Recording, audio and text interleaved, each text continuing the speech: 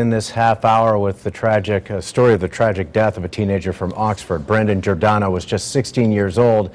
Earlier this weekend, he was a passenger in a car being chased by Seymour police. The driver wound up losing control. His car went airborne before slamming into a building in Oxford.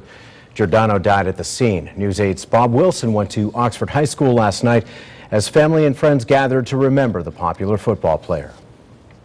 Well, right now it's very difficult to see, but there are hundreds of students from Oxford High School gathered underneath the flagpole, which is flying at half staff. Candles are lit, and they're saying prayers for a 16-year-old life cut short.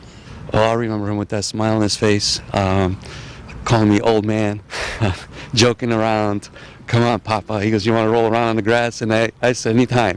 Because I know he'd take it easy on me. You know, he's almost twice my size. It happened in the flash of an eye. Police say they tried to stop the car, but it took off, sliding off the road, then going airborne, flipping upside down before landing on its roof, crashing into a building. The driver and the passenger in the front seat were taken to the hospital. 16-year-old Brendan Giordano was pronounced dead at the scene. He's the type of kid that you could just go to and always trust, but then when you needed to laugh or two, he would always be there for you. He was just like overall everything you could ask for in a role model. And I was a senior and he was a sophomore, and I still thought of him as a role model, so it shows he was something special. Friends say he was a leader on and off the football field, and while he was only 16 years old, he had a big future ahead of him. The students gather, candles in one hand, balloons in the other, and after a moment of silence, release the balloons into the black sky. Brandon was a very popular student. He was an athlete, had a great sense of humor.